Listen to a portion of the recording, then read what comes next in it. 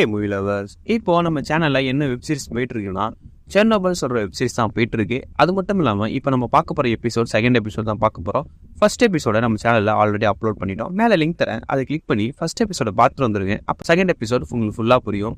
Second எபிசோட பார்த்துட்டு கூட நீங்க ஃபர்ஸ்ட் எபிசோட பார்க்கலாம். வாங்க இப்போ செகண்ட் எபிசோட ஷார்ட் அண்ட் ஸ்வீட்டான ஒன்லைன் பார்த்துடலாம். செர்னோபிள்ல நியூக்ளியர் வெடிச்சது அங்க இருக்கிற ஹையர் ஆஃபீஸர் எல்லாமே கண்டுபிடிச்சிடறாங்க. அதை எப்படி கண்ட்ரோல் பண்ணலாம்னு சொல்லிட்டு சில நடவடிக்கை எல்லாம் பண்றாங்க. அது அவங்களுக்கே பேக் ஃபயர் ஆயிடுது. அது மட்டும் இல்லாம அங்க இருக்கிற மக்கள் எல்லாருமே ரேடியேஷனால பாதிக்கப்படுறாங்க. அவங்களை என்னெல்லாம் செஞ்சு காப்பாத்தினாங்க. அது மட்டும் இல்லாமல் இவங்க பேக் ஃபயர் ஆனதில் ஒரு பெரிய விபத்து ஒன்று ஏற்பட போகுது. அதை தெரிஞ்சுக்கிட்ட இவங்க அதை எப்படி தடுத்தாங்க, அது எல்லாத்தையுமே சொல்றதா செகண்ட் எபிசோட கதையாவே இருக்கு.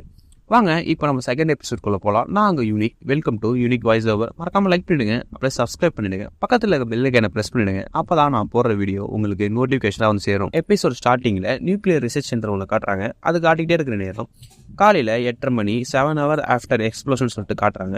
அப்போ ஒரு லேடி காட்டுறாங்க. இவங்க நேம் லியானோ யூமியோ. இவங்க நியூக்ளியர் ரிசர்ச் சென்டர்ல சீஃப் ப்ரொஃபஸரா இருக்காங்க. அப்போ கூட வேலை பார்க்குற ஆளு வரான். அவன் என்ன சொன்னா, ரொம்ப ஹீட்டா இருக்கு அப்படின்னு சொல்லிட்டு அங்கே இருக்கிற டோரை ஓப்பன் பண்ணுறான். டோரை ஓப்பன் பண்ணி இவங்க வச்சிருக்கிற ரேடியேஷன் டிடெக்டரில் அதிகமான எஃபெக்டோட சவுண்டு வருது.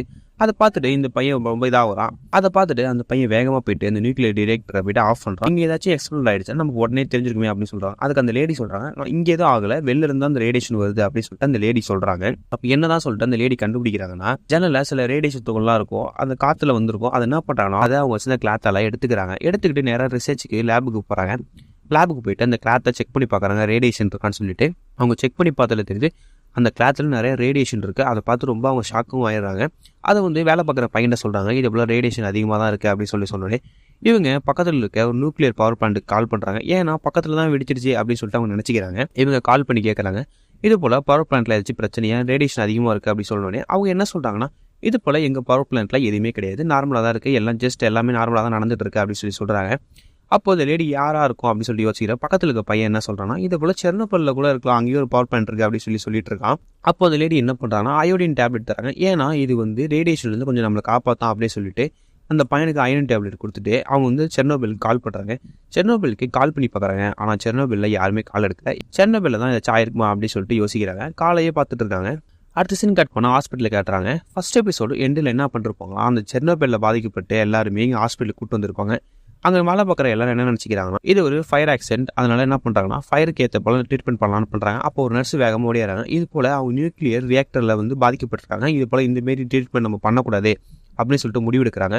அவங்ககிட்ட வேகமாக போகிறாங்க. அந்த இருக்க டாக்டர்லாம் சும்மா கையாலே தொடச்சிட்டு இருக்காங்க. அதை பார்த்து இவங்க யாரையும் தொடாதீங்க, இவங்க ட்ரெஸ் எல்லாத்தையும் ரிமூவ் பண்ணுங்க, இவங்க ரேடியேஷனால பாதிக்கப்பட்டிருக்காங்க, இவங்க ட்ரெஸ்ஸும் ரேடியேஷனில் பாதிக்கப்பட்டிருக்கும், ஃபர்ஸ்ட் இவங்க ட்ரெஸ்ஸை ரிமூவ் பண்ணணும் அப்படின்னு சொல்கிறாங்க. நம்ம ஃபர்ஸ்ட் எபிசோடில் பார்த்துருப்போம் ஒரு ஃபயர் ஃபைட்டர், அவங்களோட ஒய்ஃப் என்ன பண்ணுறாங்கன்னா, எங்கள் ஹஸ்பண்டை பார்க்கணும், உள்ளே தான் இருக்காரு அப்படின்னு சொல்லிட்டு அங்கே இருக்க எல்லாம் தடுக்கிறாங்க. ஆனால் ஹாஸ்பிட்டலுக்குள்ளே யாருமே உள்ளே விட மாட்டாங்க. தப்பிச்சு எல்லாரும் உள்ளே போகிறாங்க. இருந்தாலும் அங்கே வெளில இருக்கிற போலீஸ் ஆஃபீஸர் அவங்க எல்லாரையும் பிடிச்சிடுறாங்க. அப்போ இந்த லேடி மட்டும் வேகமாக போகிறாங்க. ஆனால் இவங்க யாருமே பிடிக்கல, இவங்க தப்பிச்சிடுறாங்க. அந்த ஃபயர் ஃபைட்டர் கூட எல்லா ட்ரெஸ்ஸையும் ரிமூவ் பண்ணி ஒரு இடத்துல தூக்கி போட்டுட்டே இருக்காங்க. அதை தூக்கி போட்ட நர்ஸ் என்ன பண்ணுறாங்கன்னா, அவங்க கையை பார்க்குறாங்க. அவங்க கையும் ரேடியேஷனில் நல்லா பாதிக்கப்பட்டிருக்கு. அதை இவங்க ரொம்ப ஷாக்கிங்காக தான் பார்க்குறாங்க. அதே நேரம் எல்லாருமே ட்ரெஸ்ஸை ரிமூவ் பண்ணி அதை தூக்கி போட்டுகிட்டே இருக்காங்க. அப்போ ஒரு ப்ரொஃபஸரை காட்டுறாங்க. நம்ம இவரை ஃபர்ஸ்ட் எபிசோடில் பார்த்துருப்போம். இவன் ப்ரொஃபஸர் லிகாஸ். அங்கேருந்து ஒரு லேடி வராங்க. இது போல் என்ன சொல்கிறாங்கன்னா, இது போல் கொஞ்சம் லேட்டாகவும் வெயிட் பண்ணுங்கள், இது போல் பேசிகிட்டு இருக்காங்க அப்படின்னு சொல்லிட்டு அந்த செர்னோபில்ல நடந்த எல்லா இன்சிடென்ட்டையும் ஒரு பேப்பரில் எழுதியிருப்பாங்க. அதை எடுத்துகிட்டு நம்ம ப்ரொஃபஸர்கிட்ட கொடுக்குறாங்க. ப்ரொஃபஸர் அது படிச்சுட்டே தான் இருக்குது. அப்போ கடைசியாக ஒரு லைன் மட்டும் படிக்கிறாரு. படிச்சுட்டு ரொம்ப ஷாக் ஆகிறாரு. நம்ம ப்ரொஃபஸரை அங்கே இருக்கிற ஆள் கூட்டுறாங்க. அங்கே ஒரு பெரிய ஆள் இருக்காரு. அவர் யாருன்னா ஜெனரல் செக்யூரிட்டி, ரஷ்யாவோட ஜெனரல் செக்யூரிட்டி அங்கே இருக்காரு.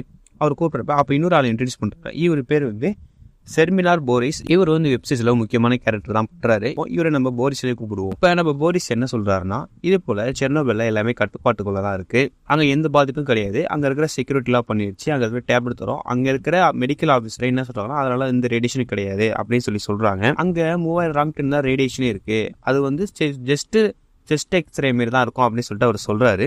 சொல்றப்ப அந்த ஜெனரல் செக்யூரிட்டி என்ன சொல்றாங்க, அவ்வளோதான் எல்லாம் கட்டுப்பாட்டுக்குள்ள தானே இருக்கு, இனி நடக்கிறத பார்க்கலாம், மீட்டிங் அவ்வளோதான் அப்படின்னு சொல்றாங்க. அப்போ நம்ம ப்ரொஃபஸர் லிகாஸ் என்ன சொல்றாங்க, எல்லாரும் இருங்க, முக்கியமான விஷயம் பேசணும் அப்படின்னு சொல்றாங்க. எல்லாரும் ஷாக் ஆகிறாங்க, என்ன விஷயம் அப்படின்னு சொல்றப்போ அவர் என்ன சொல்றாருன்னா, அந்த ஆர்டிக்கல் எடுத்து பாருங்க, அதில் 3rd பேஜில் ஒரு லைன் இருக்கு. இது போல ஒரு ஃபயர் ஃபைட்டர் அங்கே இருக்கிற ஒரு சின்ன கனிமத்தை தொட்டிருக்காரு, அதனால அவர் கையே வெந்து போச்சு அப்படின்னு சொல்லி அதில் போட்டிருக்கு அப்படின்னு சொல்றாரு. அதில் என்ன இருக்கு அப்படின்னு சொல்லி கேட்குறப்போ, அது ஒரு சாதாரண கனிமக்கல் கிடையாது, அது கிராஃபிக் அப்படின்னு சொல்றாரு. கிராஃபிக்னா என்னன்னா, நியூக்ளியர் கோரை கட்டுப்படுத்துறதுக்கும் அதே மாரி அதை கண்ட்ரோல் பண்ணுறதுக்கும் கிராஃபைட்னு சொல்கிற ஒரு கனிமத்தை யூஸ் பண்ணுவாங்க. அந்த கனிமம் வெளில வந்திருக்கு, போர் வெடிச்சாதான் அந்த கிராஃபைட் இருக்கிற கனிமமே வெளில வரும், இவங்க என்ன இப்படி சொல்கிறீங்க அப்படின்னு சொல்லிட்டு அங்கே சொல்கிறாங்க. போரிஸ் இவரே பார்க்குறாரு. அப்போ நம்ம ப்ரொஃபஸர் என்ன பண்ணுறாருன்னா டீட்டெயிலாக சொல்கிறாரு. இது அந்த கனிமத்தோட ரேடியேஷனே வந்து சாதாரணமாக ஒரு 3000 டன் சொல்கிறாங்க. இருந்த ரேடியேஷன் கால்குலேட் பண்ணுற மிஷினில் அதிகபட்சமாக இருந்த ரேடியேஷன் பாயிண்ட்டே இதான். ஆனால் நம்ம உண்மையான பாயிண்ட்டு நமக்கு என்னன்னே தெரியாது. இப்போ அந்த கிராஃபைட் வந்துருக்குன்னா அது எவ்வளோ பேர் ரேடியேஷன் தெரியுமா அப்படின்னு சொல்லி சொல்கிறாரு. அது மட்டும் இல்லாமல் அந்த ரேடியேஷனை அவர் கையில் தொட்டு பார்த்துருக்கு. சுமார் ஒரு 15,000 டன் ரேடியேஷனை கொடுத்துருக்கோம், அதனால தான் அவர் வந்து இப்படி ஆகிட்டாரு அப்படின்னு சொல்லிட்டு நம்ம ப்ரொஃபஸர் சொல்கிறாரு. இதெல்லாம் கேட்டுட்டு அங்கே இருக்கிற மெம்பர்ஸ் எல்லாருமே ஷாக்கும் வாங்குறாங்க. எல்லாருமே உட்காந்து நம்ம ப்ரொஃபஸர் சொல்கிறத கேட்க ஆரம்பிக்கிறேன். இதெல்லாம் கேட்டுட்டு அங்கே இருக்கிற ஜெனரல் செக்யூரிட்டி ஆஃபீஸர் என்ன கேட்குறான், நீங்கள் சொன்னது எல்லாமே அந்த ஒரு சின்ன கனிமத்தை பற்றி தானே அப்படின்னு சொல்லி கேட்குறாரு. ஆமாம், நம்ம இப்போ மன பேசுறது அந்த சின்ன கனிமத்தை பற்றி தான் அப்படின்னு சொன்னே அவர் ரொம்ப ஷாக்காக வருது. அப்புறமா நம்ம என்ன பண்ணுறாருன்னா நம்ம ஷெர்மினார் போரஸ் இருக்காருல்ல, அவர்கிட்ட என்ன சொல்லிடுறாரு, இதை போல் நீங்கள் நேராக போய் விசாரிங்க, உங்களுக்கு நியூக்ளியர் பற்றி எதுவுமே தெரியாது, அதனால நம்ம ப்ரொஃபஸர் லிக்காஸையும் கூட்டிட்டு போங்க அப்படின்னு சொல்லிட்டு இந்த ஜெனரல் செக்யூரிட்டி ஆஃபீஸ் வந்து ஆர்டர் போட்டுறாரு. இப்போ நம்ம போரிஸை கட்டுறாங்க. போரிஸ் என்ன பண்ணால் நான் தனியாக தான் போகணும் அப்படின்னு சொல்லும்போது இல்லை நீங்கள் இவர் தான் கூட்டிட்டு போகணும் அப்படின்னு சொல்லிட்டு ஜெனரல் செக்யூரிட்டி ஆஃபீஸர் சொல்லிடுறாங்க. அப்புறமா இது மீட்டிங் முடிஞ்சது, நீங்கள் போய் நேராக போயிட்டு அங்கே பார்த்துட்டு சொல்லுங்க அப்படின்னு சொல்லிடுறாங்க. நம்ம போரிஸோ ப்ரொஃபஸர் லிக்காஸாவும் இப்போ வந்து செர்னோபில் போகிறதுக்கு ரெடியாக வராங்க. இவங்க எல்லாரும் ஹெலிகாப்டரில் ஏறி போயிட்டே இருக்காங்க. அப்போ நம்ம போரிஸ் என்ன கேட்குறாங்கன்னா இது போல் நியூக்ளியர் எப்படி வேலை செய்யும் அப்படின்னு சொல்லிட்டு எனக்கு நீ சொல்லு அப்படின்னு சொல்லிட்டு நம்ம ப்ரொஃபஸரை கேட்குறாங்க. அதுக்கு நம்ம ப்ரொஃபஸர் என்ன சொல்கிறாங்கன்னா இது வந்து இங்கே பேச வேண்டிய விஷயம் கிடையாது அப்படின்னு சொன்னோன்னே நீ இப்போ சொல்லலாம் உன்னை இந்த ஏரோப்ளேன் விட்டு தூக்கி போட்டுருவா அப்படின்னு சொல்லிட்டு நம்ம போரிஸ் மிரட்டாரு. அதுக்கப்புறம் நம்ம லிக்காஸோ என்ன பண்ணாரா அவர் டீட்டெயிலாக சொல்கிறாரு. நியூக்ளியர் வேலை செய்யறதை பற்றி ஃபஸ்ட்டு சொல்கிறாரு. நியூக்ளியர் எப்படி செயல்படும்னா நியூக்ளியர் அணு கதிர்களை வேலை செய்ய வச்சு அதுலேருந்து நீராவி ப்ரொடியூஸ் பண்ணுவாங்க. அது டர்பைனை சுற்றும், அதனால தான் மின்சாரம் கிடைக்குன்னு சொல்லிட்டு எல்லாருமே நார்மலாக தெரியுதான். ஆனால் நமக்கு இப்போ சொல்ல வேண்டியது என்ன, யுரேனியம் சொல்லிட்டு ஒரு மெட்டல் இருக்கும், அதில் நிறைய நியூட்ரான்ஸ் இருக்கும். அதை வந்து நம்ம வெளியே திருப்ப நிறைய கதிர்வீச்சு வரும், நிறைய நியூட்ரான்கள் வெளில வரும். அதை வச்சா நியூக்ளியர் ரியாக்டரை வேலை செய்யும் அப்படின்னு சொல்லி சொல்கிறாரு. அது மட்டும் இல்லாமல் நியூட்ரான்கள் அதிகமாக வெளியேறிச்சுன்னா அது கட்டுப்படுத்த தான் ஃபியூச்சர் ரால் நம்ம யூஸ் பண்ணுவோம். அந்த ஃபியூச்சர் ரால் யூஸ் பண்ணுறது தான் கிராஃபைட் அப்படின்னு சொல்லிட்டு நம்ம ப்ரொஃபஸர் எக்ஸ்பிளைன் பண்ணுறாரு. இது மேலே கிராஃபைட்டே வெளில வச்சா நியூக்ளியர் ரியாக்டே இருக்காது அப்படின்னு சொல்லி தான் அவர் எக்ஸ்பிளைன் பண்ணிருக்காரு. இது நமக்கு தெரிய வருது. அதே நேரம் இவங்க செர்னோபிலுக்கு வந்துடுறாங்க. நம்ம ஃபயர் ஃபைட்டர் அவங்க ஒய்ஃபை காட்டுறாங்க. அவங்க ஹாஸ்பிட்டல் ஃபுல்லாக அவங்க ஹஸ்பண்டை தேடி சுற்றி வந்துட்டு இருக்காங்க. அப்போ ஒரு ஆள் கையில் ஒரு குழந்தையோட நிற்கிறாரு. ஃபர்ஸ்ட் எபிசோட் பார்த்துன்னு தெரியும். இவங்க அப்பார்ட்மெண்ட்டில் இருக்கிற பக்கத்தால் இவங்க பேச்சு மீறி அந்த நியூக்ளியர் வெடிச்சதை கிட்ட போய் பார்க்கலான்னு சொல்லிட்டு குழந்தையோட போயிருப்பாங்க. அவங்க ஃபுல்லாக இன்ஃபெக்ட் ஆகிடுறாங்க. அதை பார்த்துட்டே இருக்க நேரம் அவர் என்ன சொல்கிறாருன்னா நீ குழந்தைய நீ கூட்டிட்டு போயிடு அப்படின்னு சொல்லி சொல்கிறாரு. அவங்க வாங்க போகிறாங்க. அதுக்குள்ளே அங்கே இருக்கிற நர்ஸ் வந்து வாங்காதீங்க, உங்களுக்கு இது போல ஆகிடும் அப்படின்னு சொல்லி சொல்கிறாங்க. அவர் எவ்வளவோ கதறாரு, இதை போய் என் குழந்தைய கூட்டிட்டு போயிருங்கன்னு சொல்லிட்டு. ஆனால் அந்த லேடி அதை வாங்காமலே வந்துடுறாங்க. இவங்க நேராக போயிட்டு அங்கே ஒரு மிலிட்ரி ஆஃபீஸர் இருக்காரு. அவர்கிட்ட போயிட்டு இது போல என் ஹஸ்பண்டை காணும், இங்கே தான் அட்மிட் பண்ணிருக்காங்க அப்படின்னு சொல்கிறாரு. அவர் என்ன சொல்கிறாருன்னா உங்கள் ஹஸ்பண்டை இங்கே இன்னும் சேஞ்ச் பண்ணிட்டோம், இது போல மாஸ்கோவில் இருக்கு, ஹாஸ்பிட்டல் நம்பர் 6 தான் உங்கள் ஹஸ்பண்ட் இருக்கா, நீ அங்கே போய் பாருங்க அப்படின்னு சொல்லி அந்த லேடி என்ன சொல்கிறாங்க, யாருமே தான் வெளில விட மாட்டாங்களே அப்படின்னு சொல்லும்போது ஜெனரல் பவுன் சொன்னான்னு சொல்லுங்க, அவங்களை வெளில விட்டுறாங்க, நீங்கள் போய் உங்கள் ஹஸ்பண்டை பார்க்கலாம் அப்படின்னு சொல்லிட்டு அவர் சொல்கிறாரு. இதை கேட்டுட்டு அந்த லேடி என்ன பண்ணுறது தெரியாமல் யோசிச்சுட்டு நின்றுக்கிட்டே இருக்காங்க. அப்புறம் அங்கிருந்த ஃபயர் ஃபைட்டர்ஸ் ரொம்ப சிவியராக பாதிக்கப்பட்ட எல்லாருமே ஹெலிகாப்டரில் அங்கிருந்து மாஸ்கோவுக்கு கூட்டு போகிறதுக்கு ஏற்பாடு பண்ணுறாங்க. அதை நம்ம கிட்ட காட்டிக்கிட்டே இருக்காங்க. அப்போ தான் நம்ம போரிஸும் ப்ரொஃபஸரும் கரெக்டாக செர்னோபில் வந்துட்டாங்கல்ல, அவங்க அந்த அணு ஒளியை பார்க்குறாங்க. அப்படி ப்ரொஃபஸர் அந்த பவர் பிளான்ட்டை பார்க்குறாரு. பார்த்தோன்னே அது ரொம்ப பயந்துறாரு. நீங்கள் நல்லா பாருங்கள், மேலே வர புகை ஃபுல்லாக கிராஃபிக் நியூக்ளியர் தான் வெடிச்சிருச்சு அப்படின்னு சொல்லிட்டு ஒரு பார்த்தோன்னே சொல்லிடுறாரு. போரிஸ் என்ன சொல்கிறாருன்னா நீ எப்படி இங்கே இவ்வளோ தூரத்துலேருந்து கரெக்டாக சொல்கிற அப்படின்னு சொல்லிட்டு கேட்குறப்போ மேலே ஒளியை பாருங்க, இது அணுவிலேருந்து வர கிராஃபைட்லேருந்து ஒரு நியூட்ரான் தான் வெளிச்சமே அப்படின்னு சொல்லி அவர் சொல்கிறாரு. இதை கேட்டுட்டு நம்ம போரிஸ் என்ன பண்ணிடுறோம்னா எதாக இருந்தாலும் கிட்ட போய் தான் பார்க்கணும் அப்படின்னு சொல்லிட்டு ஹெலிகாப்டர் வாட்டர் கிட்ட போயிட்டு நம்ம போரிஸ் என்ன சொல்லிடுறாருன்னா இது போல் நீ அந்த பவர் பிளான்ட் கிட்ட போ, அப்போ தான் நம்ம வந்து உள்ளே என்ன நடந்துச்சு அப்படின்னு சொல்லி நம்ம பார்க்க முடியும் அப்படின்னு சொல்லிட்டு நம்ம போரிஸ் சொல்லிடுறாரு. இதை கேட்டோன்னே ப்ரொஃபஸர் என்ன பண்ணிடுறாருன்னா நேராக ஹெலிகாப்டர் வாட்டர் கிட்ட போயிடாரு. இதை மட்டும் அது கிட்ட போனால் நாளைக்கே அந்த கொண்டு விடுங்கன்னு சொல்லிட்டு அந்த அளவுக்கு வழி அதை கொடுத்துரும், அது கிட்ட நீ போகாத அப்படின்னு சொல்லி பயன்படுத்தி விட்டுறாரு. அதை கேட்டால் அந்த ஹெலிகாப்டர் பைலட் என்ன பண்ணுறாப்புலதான் நான் இதுக்கிட்ட போகலான்னு சொல்லிட்டு அதில் படாமலே வளைச்சிடாரு ஹெலிகாப்டரை. அது கிட்ட போகாமலே வளைச்சி எட்ட வந்துடுறாரு. அடுத்து நம்மகிட்ட எந்த சீனி என்ன காட்டுறாங்கன்னா பார்ட்டி ஹெட் குவார்ட்டர்ஸ் சொல்லிட்டு ஒரு இடத்த காட்டுறாங்க. இங்கே நம்ம லேடிஸ் ப்ரொஃபஸர் அதாவது யுமியோக்கு வந்து அங்கே போயிருக்காங்க. போயிட்டு அங்கே காலை மீட் பண்ணணும் அப்படின்னு சொல்லிட்டு வேகமாக அங்கே போகிறாங்க. அங்கே போய் ரிசப்ஷன் கிட்ட போயிட்டு இது போல மீட் பண்ணணும் அப்படின்னு சொல்லி அவங்க என்ன பண்ணுறாங்க, இப்போ இல்லைன்னு தான் சொல்லி சமாளிக்கிறாங்க. இருந்தாலும் கரெக்டாங்கிறது ஆள் வெளில வந்துடுறாரு. வெளில வந்தோடனே ரைட்டு இவர் வந்துட்டாரு, இவர் பேசி நம்ம செர்னோபில் என்னன்னு சொல்லி பேசி முடிச்சிடலாம் அப்படின்னு சொல்லிட்டு ஒரு ஐடியா பண்ணுறாங்க. நேராக அவங்க கிட்ட போயிட்டு கேட்குறப்போ அவர் என்ன பண்ணுறாங்க, இவரை வந்து மதிக்கவும் மாட்டாங்க. இதில் சிரிச்சு நீங்கள் போய் சொல்கிறீங்க அப்படின்னு சொல்லிட்டு விஞ்ஞானிகளை பற்றி கொஞ்சம் தப்பாக தான் பேசுறாரு. ஒரு விஷயம் நடந்தால் அதை வந்து கண்டுபிடிக்க மாட்டீங்க, ஆனால் அந்த விஷயத்தை சொல்லி பெருசாக்கிடுவீங்க அப்படின்னு சொல்லிட்டு இவர் சொல்கிறாரு. இவங்க கிட்ட பேசி எந்த யூஸ் இல்லைன்னு சொல்லிட்டு நம்ம யுமியோக்கு தெரியுது. கரெக்டாக வெளில வராங்க. கரெக்டாக ரிசப்ஷன் கிட்ட வந்து அவங்க வச்சு இந்த அயோடின் டேப்லெட்டை கொடுக்குறாங்க. கொடுத்து இதை போல் ஒரு நாளைக்கு இது ஒன்றுன்னு போட்டுங்க, முடிஞ்ச வரைக்கும் இங்கே தூரமாக போங்க, கிழக்கு நோக்கி போங்க அப்படின்னு சொல்லிட்டு அவங்க நல்லா பயமுறுத்தி விட்டுறாங்க. அவங்களும் இவங்க சொல்கிறது சரின்னு சொல்லிட்டு அந்த அயோடின் டேப்லெட் எடுத்துக்கிறாங்க. அடுத்து சீனை கட் பண்ணால் நம்ம செர்னோபில் பவர் பிளான்ட்டோட சீஃப் இன்ஜினியரும் அவர் அசிஸ்டண்ட்டையும் காட்டுறாங்க. இது போல் போரிஸ் பற்றி தான் பேசுகிறாங்க. இவர் ஒரு முட்டாள், இவர் நம்ம பேசி சமாளித்தா நம்மளை இதை காப்பாற்றிடலாம் அப்படின்னு சொல்லிட்டு ஒரு 2 பேருமே ஐடியா பண்ணுறாங்க. அதே நேரம் போரிஸ் அந்த இடத்துக்கு கரெக்டாக வந்துடுறாரு. போரிஸ் வந்து இது போல் கேட்குறாரு, என்ன விஷயம், என்ன ஆச்சு அப்படின்னு சொல்லி கேட்குறப்ப அவர் என்ன சொல்கிறாங்கன்னா, இது போல் கவர்லாம் இந்த வெடிக்கல, அங்கேருந்து தனி டேங்க் தான் வெடிச்சிருச்சு. அது மட்டும் இல்லாமல் இந்த விபத்துக்கு யாரெல்லாம் காரணம் அப்படின்னு சொல்லிட்டு நாங்கள் ஒரு லிஸ்ட் எடுத்துப்போம் அப்படின்னு சொல்லிட்டு காட்டுறாங்க. அப்போ நம்ம ப்ரொஃபஸர் என்ன பண்ணுறாருன்னா, அப்போது நம்ம ப்ரொஃபஸர் அங்கே தூரமாக இருக்கிற பவர் பிளான்லேருந்து போகிற அந்த கிராஃபைட் தூள்கள் எல்லாத்தையும் பார்த்துட்டே இருக்காரு. அப்புறமா நம்ம போரிஸ் நம்ம ப்ரொஃபஸரையும் கூட்டுறாரு. ப்ரொஃபஸர் கிட்ட வந்து அந்த பவர் பிளான்ட் சீஃப் இன்ஜினியர் என்ன கேட்குறாங்க, இது போல் என் பொய்யான வதந்திகளை சொல்லி மக்களை பயமுடுத்துறீங்க, ஏன் இதை மாரி பண்ணிட்டு இருக்கீங்கன்னு சொல்லிட்டு நம்ம ப்ரொஃபஸர் மேலே பழிய போட பார்க்காரு. இப்போ போரிஸ் கரெக்டாக கேட்குறாரு, எதுக்கு ஃபேக்ட்ரி மேலே வந்து கிராஃபைட் இருக்கு, என்ன ரீசன் சொல்லுங்க அப்படின்னு சொல்லிட்டு அந்த சீஃப் இன்ஜினியர்கிட்ட கேட்குறப்போ அவர் என்ன பண்ணாருன்னா, அசிஸ்டன்ட் இதை மாட்டி விடுறதுக்காக நீ சொல்லு எதுக்கு அப்படி கேட்டோடனே இவங்களுக்கு தெரிஞ்சிடுது. இவங்க 2 பேரும் தெரியாத மாரி சமாளிக்கிறாங்க. பிரிக்கானோ அப்படின்னு சொல்லிட்டு ஒரு போலீஸ் ஆஃபீஸர் காட்டுறாங்க. அவரும் ஒரு முக்கியமான கருத்து தான். பிரிக்கானோ என்ன சொல்ல வராருலாம், இது போல் நம்ம கிட்ட ஹை ரேஞ்ச் ரேடியேஷன் டிடெக்டர் வந்துருச்சு, அதை செக் பண்ணி பார்த்தா தெரிஞ்சிடும் சொல்றது பொய்யா உண்மையாக சொல்லிட்டு அப்படி சொல்கிறாங்க. அதுக்கு நம்ம போரஸும் சரிங்கிறார். அப்போ ப்ரொஃபஸர் லிகாசோ என்ன சொல்கிறாருன்னா, இது போல் நீங்கள் அங்கே போனாலும் முக்கியமாக சேஃப்டியாக தான் போகணும், ரொம்ப சேஃப்டியாக தான் போகணும், ஏன்னா அது உங்களே பாதிச்சிடும் அப்படின்னு சொல்கிறாரு. அதே நேரம் அந்த நெருப்பு கிட்ட போகிற வரைக்கும் நீங்கள் போகணும் அப்படின்னு சொல்லிடுறாரு. அப்புறம் நம்ம போலீஸ் விகார்னியோ என்ன பண்ணுறாருன்னா, காரை எடுத்துகிட்டு ஃபுல்லாக கவர் பண்ணிக்கிறாரு. அந்த பவர் பிளான்ட்டை நோக்கி வேகமாக ஜீப்பில் போக ஆரம்பிக்கிறாரு. அவர் அதை போகிறத நம்மகிட்ட காட்டிகிட்டே இருக்காங்க. அதே நேரம் ப்ரொஃபஸர் லிகாசோ, போரிஸ், அப்புறம் அந்த பவர் பிளான்ட்ல இன்ஜினியர் எல்லாருமே ஒரு இடத்துல இருக்காங்க. இவர் எப்போ வருவார் அப்படின்னு சொல்லி வெயிட் பண்ணிட்டே இருக்கிறதா ஒரு சோல்ஜர் வந்து இது போல் லிகாசோ வந்துட்டாரு அப்படின்னு சொல்லிட்டு அவர் சொல்கிறாரு. அவர் வந்து என்ன சொன்னார்னா, ஃபர்ஸ்ட் 3000 ராங்க்னு சொன்னாங்க, இப்போ 15000 வந்திருக்கு அப்படின்னு சொல்லிட்டு நம்ம பிரிக்கானியோ சொல்கிறாரு. அதை கேட்டு நம்ம போரிஸ் ரொம்ப ஷாக் ஆகுறாரு. அதே நேரம் நம்ம ப்ரொஃபஸர் என்ன சொல்ல வரார், நியூக்ளியர் வெடிச்சு இவ்வளோ நேரத்தில் 15000 ராங்க்டன் ரேடியேஷன் வந்திருக்கு, இன்னும் போக போக இது ரேடியேஷன் அதிகமாகிட்டு தான் இருக்கும் அப்படின்னு சொல்லிட்டு நம்ம ப்ரொஃபஸர் சொல்லிடுறாரு. இதெல்லாம் கேட்டுட்டு அந்த பிளான் மேனேஜர் அசிஸ்டன்ட் கிட்டே இருக்காரு. நம்ம போரிஸுக்கு தெரிஞ்சிருது இவங்க பொய்யை மறைக்க பார்க்குறாங்க அப்படின்னு சொன்னோடனே இவங்க 2 பேரையும் ஹெட் குவார்ட்டர்ஸ் கொண்டு போங்க அப்படின்னு சொல்லிட்டு நம்ம போரிஸ் சொல்லிடுறாரு. அசிஸ்டன்ட் எவ்வளவோ சொல்கிறாரு, ஆண்டனி இடியோட்டை தான் பார்த்தாரு, நாங்கள் எதுவும் பண்ணலை அப்படின்னு சொல்லிட்டு நம்ம அசிஸ்டன்ட் எவ்வளவோ சொல்கிறாரு. இருந்தாலும் போரிஸ் கொண்டு போக சொல்லிடுறாரு. அவள் பிரித்தானியோ கேட்குறாரு, இது எப்படி தான் ஸ்டாப் பண்ணுறது அப்படி கேட்குறப்போ அதுக்கு நம்ம ப்ரொஃபஸர் என்ன சொல்ல வராருன்னா, இது வந்து ரேடியேஷன் அதிகமாகிட்டு தான் இருக்கும், இங்கே இருக்கிற மக்கள் எல்லாரையும் நம்ம வெளியேற்றி தான் ஆகணும், இங்கேருந்து 3 கிலோமீட்டர் தூரத்தில் இருக்க மக்களை கூட நம்ம வெளியேற்றி தான் ஆகணும் அப்படின்னு நம்ம ப்ரொஃபஸர் சொல்கிறாரு. ஆனால் போரிஸ் என்ன சொல்கிறாராம், இதெல்லாம் கவர்மெண்ட் எடுக்க வேண்டிய விஷயம், நம்ம ஒன்றும் கவர்மெண்ட் கிடையாது அப்படின்னு சொல்லிட்டு அவர் சொல்கிறார்.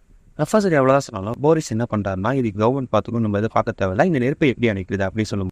அவர் என்ன சொல்கிறாருன்னா, போரானையும் மண்ணையும் சேர்த்து நம்ம இந்த நெருப்பில் கொட்டோம்னா அது கொஞ்சம் நேரத்தில் அணைஞ்சிடும் அப்படின்னு சொல்லி சொல்கிறார். இவர் எவ்வளோதான் மண்ணும் போரானும் தேவை அப்படின்னு சொல்லும்போது என்ன சொல்கிறாருன்னா, 5000 டன் மண்ணும் போரானும் இருந்தால் நம்ம அந்த நெருப்பை கட்டுப்படுத்தலாம் அப்படின்னு சொல்லி சொல்கிறார். ப்ரொஃபஸர் என்ன கேட்கணும், எங்கே போகிறீங்க அப்படின்னு சொல்லிட்டு நம்ம இதை கேட்குறப்போ, நீ கேட்ட 5000 டன் மண் போரான் 2 ரெடி பண்ண தான் போகிறேன் அப்படின்னு சொல்லிட்டு அங்கேருந்து மூவ் ஆகி போயிடுறாரு. அப்போ நம்ம ப்ரொஃபஸர் பார்க்குறாரு. பிரகானி என்ன சொல்கிறான், பக்கத்தில் ஒரு ஹோட்டல் இருக்குது அப்படின்னு சொல்லி நம்ம ப்ரொஃபஸர் சொல்கிறாரு. ப்ரொஃபஸரை இங்கேருந்து கிளம்பி அந்த ஹோட்டலுக்கு தான் போகிறாரு. அங்கே போய்ட்டு ட்ரிங்க்ஸ் சாப்பிட்டே இருக்காரு. அப்போ பக்கத்து டேபிளில் இருக்கிறவங்க நம்ம ப்ரொஃபஸர்கிட்ட பேச்சு கொடுக்குறாங்க. இது போல் செர்னோபில் என்னென்ன ஆச்சு அப்படின்னு ப்ரொஃபஸர் எதுவுமே சொல்லாமல் இது போல் எல்லாமே நார்மலாக தான் இருக்குது அப்படின்னு சொல்லிட்டு இதுமாரி தான் சொல்கிறாரு. அங்கே நடந்த விஷயத்தையும் வெளில எதுவுமே சொல்லவே இல்லை. அங்கே ட்ரிங்க்ஸ் சாப்பிட்டாங்கன்னு வந்துடுது. அடுத்ததுனே கட் பண்ணால் காட்டில் காட்டுறாங்க. மானு எல்லாமே ரேடியேஷன் ரொம்ப பாதிக்கப்பட்டு கீழே விழுகிறதுக்காக நம்ம காட்டிக்கிட்டே இருக்காங்க. அடுத்த சில என்ன காட்டுறாங்கன்னா, எக்ஸ்ப்ளோஷன் ஆகி 30 ஹவர்ஸ்க்கு அப்புறம் அப்படின்னு சொல்லி காட்டுறாங்க. இவங்க மண்ணும் போறாலும் ரெடி பண்ணிட்டாங்க போல, அதை வந்து கரெக்டுக்குள்ளே கொட்டுறதுக்கு எல்லாம் பிளான் பண்ணுறாங்க. போலீஸ் ப்ரொஃபஸர் என்ன பண்ணுறாங்கன்னா, அந்த புகையிலிருந்து கரெக்டாக நீங்கள் 10 மீட்டர் டிஸ்டன்ஸில் அந்த மண்ணை கொட்டணும் அப்படின்னு சொல்றாரு. அதுக்கு போலீஸ் என்ன சொல்கிறாங்கன்னா, இது எப்படி சாத்தியம், எப்படி கொட்ட போகுது கேட்கும்போது அதுக்கு நம்ம ப்ரொஃபஸர் என்ன சொல்கிறாருன்னா, காத்தால மட்டும் தான் அதை கொட்ட முடியும் அப்படின்னு சொல்லி சொல்கிறாரு. அப்போது ஒரு ஹெலிகாப்டர் போயிட்டே இருக்குது. இவங்க வந்து கீழே நின்று அது கமெண்ட் பண்ணிகிட்டே இருக்காங்க. இது போல் கொஞ்சம் கொஞ்சமாக கிட்ட போயிட்டே இருக்கு. இவங்க சொல்கிறது மீறி அந்த ஹெலிகாப்டர் அந்த நெருப்பு புகைக்குள்ள இருக்கிறதுனால அதோட பைலட் ரொம்ப சிவியராக டேமேஜ் ஆகுறாரு. அந்த ஏர்கிராஃப்ட் அங்கேயே ஆக்சிடென்ட் ஆகிடுது. இதை பார்த்துட்டு நம்ம ப்ரொஃபஸர் என்ன பண்ணுறாருன்னா, ப்ரொஃபஸர் அதை பார்த்து தூரமாக தள்ளி வந்துடுறாரு. போலீஸும் அதை பார்த்து ரொம்ப மனசு உடஞ்சு போயிடுறாரு. அதே நம்ம ப்ரொஃபஸர் என்ன பண்ணுறதுன்னு தெரியுமே அங்கேருந்து வந்துடுறாங்க. ஆனால் போலீஸ் என்ன சொன்னால், மறுபடியும் நீங்கள் அதை பண்ணுங்க அப்படின்னு சொல்லி கமெண்ட் பண்ணிடுறாரு. மறுபடியும் எல்லாரும் மண்ணெல்லாம் எடுத்துகிட்டு அங்கே போயிட்டு தான் இருக்காங்க. அடுத்த சீனில் ஒரு மாஸ்கோவில் ஒரு இடத்த காட்டுறாங்க. இந்த இடத்துல பார்த்தீங்கன்னா ஒரு லேடி ஒருத்தங்க இருக்காங்க. இவங்களுக்கு யுமியோக்கு வந்து கால் பண்ணுறாங்க. இது போல் செர்னோபில் நடந்த விஷயம் உங்களுக்கு தெரியுமா, நான் அதுமாதிரி அவங்ககிட்ட பேசுகிறேன் அப்படின்னு சொல்லிட்டு, இது வந்து போரஸ் ஆஃபீஸாக இருக்குது. அது கால் பண்ணுறப்ப போரஸ் இங்கே வெளியூர் போயிருக்காங்க அப்படின்னு சொல்லிட்டு அவங்க சொல்கிறாங்க. இருந்தாலும் நம்ம யுமியோவுக்கு தெரியும் இங்கே தான் போயிருக்காங்க அப்படின்னு சொல்லிட்டு, நீங்கள் மண்ணையும் போரானையும் கொட்டினா மட்டும் அதை நின்றாது அப்படின்னு சொல்லிட்டு இவங்க சொல்கிறாங்க. அதே நேரம் அங்கே இருக்க ஆள் என்ன பண்ணிடுறாங்கன்னா, இப்போ எனக்கு ரொம்ப வேலையாக இருக்குது, பிஸியாக இருக்கும், உங்ககிட்ட போய் பேச முடியாது அப்படின்னு சொல்லிட்டு அந்த ஃபோனை கட் பண்ணிடுறாங்க. யுமியோ கூட இருக்க ஆள் என்ன சொல்கிறாங்க, நானாக இருந்தாலும் அந்த மாதிரி தானே பண்ணுறேன் அப்படின்னு சொல்கிறாங்க. அப்போ யுமியோக்கு என்ன பண்ணுறாங்கன்னா, வேகமாக போயிட்டு டிராவை திறந்து ப்ளூ பிரிண்ட் சார் எடுக்கிறாங்க. அந்த ப்ளூ பிரிண்ட்டில் பார்த்தோன்னே அவங்களுக்கு ஏதோ ஒன்று தோணுது. அதை பார்த்தோன்னே இதுமாரி நான் செர்னோபில் போகிறேன், இதுமாரி என்னை பார்த்துக்கோ அப்படின்னு சொல்லிட்டு வேகமாக அந்த இடத்த விட்டு அவங்க கிளம்பிடுறாங்க. அப்போ நம்ம ப்ரொஃபஸர் லிகாசோவும் போலீஸ் மீட் பண்ணிக்கிறாங்க. இது போல் பேசுகிறப்போ நம்ம வந்து வெற்றிகரமாக 20 தடவை மண்ணை கொட்டிட்டோம் அப்படின்னு சொல்லிட்டு நம்ம போரஸ் சொல்கிறாரு. ஆனால் இவர் நம்ம ப்ரொஃபஸர் என்ன சொல்கிறாங்கன்னா, இங்கே நிறைய மக்கள் இருக்காங்க, எல்லாரையும் வெளியே இதாகணும் அப்படின்னு சொல்கிறாரு. இதனால ஒரு பிரச்சனை இல்லை, நம்ம தான் மண்ணை கொட்டுறமே அதனால சொல்லிட்டு நம்ம போகிற சொல்கிறது. அப்போ தான் ப்ரொஃபஸர் சொல்கிறாரு, அவங்கெல்லாம் சீக்கிரம் செத்தாலும் நம்ம இன்னும் 5 வருஷத்துலேயே செத்து போயிடுவோம் அப்படின்னு சொல்கிறாரு. இதை கேட்டோன்னே போரஸ் மனசு உடைஞ்சு போயிடுறாரு. இன்னும் சாக போகிறோன்னு தெரிஞ்சு எமோஷன் ஆகிடுறாரு. அதுக்கப்புறம் அவர் எதுவுமே பேசாமல் உட்காந்துரு. அப்போ ஒரு ஃபோன் கால் வருது. இது போல் ஸ்வீடனில் ரேடியேஷனு கனெக்ட் பண்ணுறதால சேட்டலைட்லேருந்து ஃபோட்டோ எடுத்து வச்சுருக்காங்க, இது நமக்கு தொல்லிதான் ஆகணும் அப்படின்னு சொல்லிட்டு இதெல்லாம் கேட்டுட்டு போரஸ் நம்ம நெக்காசோ கிட்ட சொல்கிறாரு. இதெல்லாம் பார்த்துட்டே கேட்குறோம். நம்ம போரஸ் வந்து வெளில வந்து பார்க்குறாரு. அங்கே நிறைய சின்ன பசங்க விளையாண்டுட்டு இருக்கிறத பார்த்துட்டு அவர் இன்னும் கொஞ்சம் எமோஷன் ஆகிடுறாரு. அப்புறம் இங்கே வந்து சோவியத் யூனியன் ஒத்துக்கிறாங்க, இது போல் செர்னோபில் ஆக்சிடென்ட் ஆகிடுச்சு அப்படின்னு நியூஸாக வெளில வந்துருக்கு. எல்லாரும் உட்காந்து பார்த்துட்டே இருக்காங்க. அடுத்த சீனே கட் பண்ணால் ஏப்ரல் 27 34 ஹவர்ஸ் ஆஃப்டர் எக்ஸ்ப்ளோஷன் சொல்லிட்டு காட்டுறாங்க. இது என்னன்னா ஊரில் இருக்க மக்கள் நிறைய வெளியேற்றதுக்கு பஸ்ஸை கொண்டு வந்திருக்காங்க. மிலிட்ரி எல்லாருக்கும் இன்ஃபார்ம் பண்ணுறாங்க, இது போல் எல்லாம் வாங்க இங்கே இருக்கக்கூடாது அப்படின்னு சொல்லிட்டு இன்ஃபார்ம் பண்ணுறாங்க. ஊரில் இருக்க ஒட்டுமொத்த மக்களையுமே விலங்குகள் எல்லாத்தையுமே விட்டுட்டு அவங்க எல்லாருமே பஸ்ஸில் ஏற்றி இந்த ஊரை விட்டு அனுப்புகிறாங்க. மக்கள் எல்லாருமே வேக வேகமாக வந்து கிளம்புறாங்க, இந்த ஊரை விட்டு போயாகணும் அப்படின்னு சொல்லிட்டு எல்லாருமே அனுப்புகிறாங்க. நமக்கு அது லாங் ஷாட்டில் கட்டுறாங்க, எவ்வளோ பேர் அனுப்புகிறாங்கன்னு சொல்லிட்டு இந்த ஊரில் மொத்தமாகவே ஃபுல்லாக காலி பண்ணுறாங்க. நமக்கு லாங் ஷாட்டில் கேட்டாங்க, நம்ம ப்ரொஃபஸர் லிகாஸ் மேலே பார்க்குறாங்க, அங்கே இருக்கிற பில்டிங்ஸ் எல்லாத்தையும் விட்டுட்டு போயிட்டே இருக்காங்க, இல்லை எல்லாரையும் வெளில அனுப்பிச்சிட்டே இருக்காங்க. அப்போ ஆப்போசிட் ஒரு கார் வந்திருக்கு. அங்கே ஒரு மிலிட்ரி ஆஃபீஸர் பேசிட்டு இருக்காங்க. இங்கே யாரும் யுமியோக்கு தான் பேசிட்டு இருக்காங்க. இது போல் நான் உள்ளே போனேன் அப்படின்னு சொல்லி அந்த ராணுவம் என்ன சொல்கிறாருன்னா, தடை செய்யப்பட்ட பகுதி, உள்ளே யாரும் வரக்கூடாது அப்படின்னு சொல்கிறாரு. இது பண்ணி நீங்கள் அரெஸ்ட் பண்ணப்படுவீங்க அப்படின்னு சொல்லிட்டு அந்த ராணுவ ஆள் சொல்கிறாரு. அதுக்கு யுமியோக்கு என்ன சொல்கிறாங்கன்னா, நீங்கள் நான் அரெஸ்ட் பண்ணிங்கன்னா ஐயரை தாரிட்ட கொண்டு போவீங்க அப்படின்னு கேட்குறாரு. அந்த சீனை கட் ஆகுது. அப்படியே கட் பண்ணால் நம்ம போரஸ் அவர் இறந்துருன்னு சொன்னதை நினச்சிட்டு உட்காந்துருக்காரு. லிகாஸோ அடுத்த பிளானை போட்டுட்டே இருக்காரு. அப்போது நம்ம யுமியோக்குள்ளே வராங்க. இது போல் அவங்க இன்ட்ரடியூஸ் ஆகிக்கிறாங்க. நான் ஒரு நியூக்ளியர் ரிசர்ச் சென்டர் வச்சிருக்கேன் அப்படின்னு சொல்லிட்டு அவங்க இன்ட்ரடியூஸ் ஆகிக்கிறாங்க. இதை போல் சொல்கிறாங்க, நியூக்ளியர் வெடிச்சிருக்கு, நீங்கள் போராணி மண்ணி போட்டு நிறுத்தப்படுறீங்க, ஆனால் அது இன்னும் வெப்பத்தை அதிகரிக்கும் தானே அப்படின்னு சொல்லிட்டு நம்ம லேடி சொல்கிறாங்க. அதுக்கு ப்ரொஃபஸர் என்ன சொல்கிறாங்க, அதுக்கு நல்லா தெரியும் அப்படின்னு சொன்னோன்னே அவங்க என்ன சொல்ல வராங்களாம், இது போல் நீங்கள் போராணியும் மண்ணியாக அதை கொட்டி ஹீட் பண்ணியா அது ஒரு ரியாக்ஷன் ஆகி எரிக்குழம்பு போல் ஆகி கீழே டேங்கில் போட்டு வெடிச்சோம் அப்படின்னு சொன்னோன்னே அதுக்கு நம்ம ப்ரொஃபஸர் என்ன சொல்கிறாங்கன்னா, நாங்கள் அந்த தண்ணியெலாம் காலி பண்ணிட்டோம், இதில் தண்ணியே இல்லை, அது எப்படி வெடிக்கும் அப்படின்னு சொல்லி காட்டுறப்ப நம்ம யுமியோக்கு என்ன பண்ணுறாங்கன்னா அந்த ப்ளூ பிரிண்ட் எடுத்து காட்டுறாங்க. இது போல் ஃபயர் இன்ஜின்ஸ்லாம் வந்து தண்ணி அடிச்சிட்டு இருந்தப்போ தண்ணி அதில் பம்பாக இருக்குது, அதில் தண்ணி இன்னும் இருக்குது, இதே போல் அது வந்து மெல்ட் ஆகி அந்த கெமிக்கல் ரியாக்ஷன் ஆனால் அது பெரிய எக்ஸ்போஷன் ஆகி வெடிச்சிடும் அப்படின்னு சொல்கிறாரு. இதை கேட்டுட்டு நம்ம ப்ரொஃபஸர் மிரண்டே போகிறாரு. ப்ளூ பிரிண்ட்டை நல்லா உத்தும் பார்க்குறாரு. அப்போ தான் பக்கத்தில் இருக்கிற போலீஸ் சொல்கிறாரு, இது போல் ஃபயர் இன்ஜின் எல்லாம் கனெக்டில் தான் இருந்துச்சு, தண்ணி இன்னும் அணைச்சிட்டு தான் இருந்தாங்க, இன்னும் மிஷின்ஸ் கூட அங்கே தான் இருக்குது அப்படின்னு சொல்லிட்டு இந்த போலீஸ் சொல்கிறதை கேட்டு எல்லாருமே ஷாக் ஆகும். சரி நீ உலகளாவிய நியூஸாக மாறுது, அங்கே இருக்க எல்லாருமே ஒத்துக்கிறாங்க, செர்னோபில் அது மாதிரி ஆக்சிடென்ட் ஆயிருக்கு, இப்போ அதை கட்டுப்படுத்திட்டு இருக்காங்க, இது ஒன்றும் கைக்குள்ள தான் இருக்குது அப்படின்னு சொல்லிட்டாங்க. அடுத்த சீன் என்ன கட்டாங்கன்னா, ஜெனரல் செக்யூரிட்டி ஆஃபீஸர் போல அவர் மறுபடியும் மீட்டிங் வச்சிருக்காரு. நீ என்ன தான் பண்ணீங்க அப்படின்னு சொல்லிட்டு நம்ம போரஸ்ட்டை கேட்குறாரு. அதுக்கு நம்ம போரஸ் என்ன சொல்கிறாருன்னா, இது போல் எனக்கு பதிலாக என் ப்ரொஃபஸர் லிகாஸோ பேசுவார் அப்படின்னு சொல்லிட்டு அவர் சொல்லிடுறாரு. லிகாஸ் எங்கி பேசுறது, இது போல் அந்த தீயை கட்டுப்படுத்திட்டு இருக்கோம், அது மட்டும் இல்லாமல் அந்த ஊர் மக்கள் எல்லாருமே வெளியேற்றிட்டோம் அப்படின்னு சொல்லிட்டு நம்ம லிகாஸை சொல்கிறாரு. அதே என்னன்னா, நம்ம அந்த நெருப்பு மண்ணையும் போராணியும் அதில் கொட்டிட்டு இருக்கோம், அது வந்து ஒரு கெமிக்கல் ரியாக்ஷன் ஆகி ஒரு எரிகுழம்பு உருவாக்கும் அப்படின்னு சொல்லிட்டு நம்ம ப்ரொஃபஸர் சொல்கிறாரு. இதை கேட்டுட்டு ஜெனரல் செக்யூரிட்டி ஆஃபீஸர் என்ன பண்ணிடுறாங்கன்னா, இன்னும் எரிகுழம்பு உருவாக்குறீங்களா அப்படின்னு சொல்லிட்டு ஷாக் ஆகுறாரு. இருந்தாலும் பரவாயில்ல அப்படின்னு சொல்லி கிட்டே இருக்கு. அப்போ நம்ம ப்ரொஃபஸர் என்ன பக்கத்தில் இருக்க லேடி யுமியோக்கு என்ன சொல்கிறாங்கன்னா, அப்போ என்ன பண்ணுறாங்க நம்ம ப்ரொஃபஸர் என்ன சொல்கிறாங்க, அவர் வச்சிருந்த நோட்ஸ் எடுத்து காட்டுறாரு. இது போல் அது மெல்ட் ஆகி அண்டர் வாட்டருக்குள்ள லிங்க் ஆகிறப்போ நாங்கள் தண்ணி இருக்காதுன்னு நினச்சோம், அதனால தான் அந்த பிளானே பண்ணோம், இப்போ தண்ணி இருக்குது, அதனால இப்போ லிக்விடாக மாறின அந்த எரிகுழம்பு தண்ணியில் கலந்துச்சுன்னா பெரிய எக்ஸ்போஷன் ஆகிடும் அப்படின்னு சொல்கிறாரு. அதுக்கப்புறம் நம்ம லேடி யுமியோ கெஞ்சி பேசுகிறாங்க, இதை மட்டும் நம்ம தடுக்காமல் விட்டுட்டோம்னா நெருப்பு குழம்பு அந்த தண்ணியில் படுத்த இடமே அது மினிமம் 3 டன் அளவுக்கு வெடிக்கும், சுமாராக சொல்ல போனால் ஒரு 40 கிலோமீட்டர் இல்லை ஒரு 200 கிலோமீட்டர் வரைக்கும் எதுவுமே இருக்காது அப்படின்னு சொல்கிறாங்க. இதை சொல்லிட்டு போக நம்ம ப்ரொஃபஸர் என்ன சொல்கிறார், அவர் என்ன சொல்கிறாங்க, யுக்ரைன்லேருந்து போலாந்து வெஸ்ட் ஜெர்மனி வரையும் இதுமாரி பாதிப்பு ஏற்படும் அப்படி சொல்லிட்டு நம்ம லேடி யுமியோக்கு சொல்கிறாங்க. ஏன்னா உணவு போக்குவரத்து எல்லாத்துலேயும் பாதிப்படும், மனுஷங்களுக்கு நிறைய ஊனமும் ஏற்படும், அது மட்டும் இல்லாமல் நிறைய பாதிப்பு ஏற்படும் அப்படி சொல்லிட்டு நம்ம ப்ரொஃபஸர் சொல்கிறாரு. இதை எப்படி நம்ம தடுக்கணும் அப்படின்னு சொல்லி கேட்குறப்போ அதுக்கு உங்கள் பர்மிஷன் வேணும் அப்படின்னு சொல்லிட்டு செக்யூரிட்டி ஜெனரல் கேட்குறாரு. இதை தடுக்கிறதுக்கும் என்கிட்ட பர்மிஷன் கேட்கறதுக்கும் என்ன விஷயம் அப்படின்னு சொல்லிட்டு கேட்குறப்போ அதுக்கு நம்ம ப்ரொஃபஸர் என்ன சொல்ல வராருன்னா, அந்த பிளான்ட்ல வேலை பார்த்தா 3 தெரிஞ்சால உள்ளே அனுப்ப போகிறோம், மேனுவலாக போயிட்டு அந்த பைப்பை ஆஃப் பண்ணிட்டா நாங்கள் தண்ணியை ஃபுல்லாக ட்ரைன் பண்ணிவிடுவோம், அதனால அந்த பாதிப்பை நம்ம தடுத்துடலாம் அப்படின்னு சொல்லிட்டு சொல்கிறாரு. சரி ஏதாச்சும் ஒரு விலையை கொடுத்தா உன்னை அடைய முடியும் அப்படி சொல்லிட்டு நம்ம செக்யூரிட்டி ஜெனரல் என்ன பண்ணிடுறாருன்னா சரிங்க அப்படின்னு சொல்லிடுறாரு. அடுத்த சீனே கட் பண்ணால் காலையில் 9 மணி 56 மணி நேரத்துக்கு அப்புறம் அப்படின்னு சொல்லி நம்ம காட்டுறாங்க. நம்ம செர்னோபில்ல காட்டுறாங்க. செர்னோபில்ல யாருமே இல்லாமல் இருக்கிறப்ப நம்ம காட்டுறாங்க, எல்லாரையும் அனுப்பிட்டாங்க, அந்த செர்னோபில் வெறிச்சு இடி கிடக்கு, அது எல்லாத்தையும் நம்மகிட்ட காட்டிகிட்டே இருக்காங்க. அப்போது நம்ம ப்ரொஃபஸர் என்ன பண்ணுறோம்னா, அங்கே பிளான்ட்ல வேலை பார்த்தா எல்லாரையும் உட்கார வச்சு எக்ஸ்பிளைன் பண்ணிட்டு இருக்காரு. இது நீங்கள் இந்த வழியாக போயிட்டு இந்த பம்பை ஆஃப் பண்ணணும் அப்படின்னு சொல்கிறாரு. நீங்கள் இதை மாரி உங்களுக்கு கவர்மெண்ட்லேருந்து நிறைய சலுகைகள் கிடைக்கும், அங்கேருந்து எல்லாம் என்ன கேள்வி கேட்குறாங்கன்னா, இது போல் நீங்கள் அங்கே அனுப்பி எங்களை கொள்ள தான் பார்க்குறீங்களா அப்படின்னு சொல்லி கேட்குறப்போ நம்ம ப்ரொஃபஸர் என்ன சொன்னால் எதுவுமே பேசாமல் தான் இருக்காரு.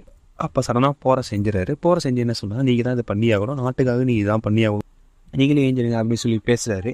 அதெல்லாம் கேட்டுட்டு அங்கே இருக்கிற 3 ஆள் மட்டும் ஏஞ்சிருக்கிறாங்க. ஏஞ்சி நாங்கள் பண்ணிடும் அப்படின்னு சொல்லிட்டு ஒத்துக்கிறாங்க.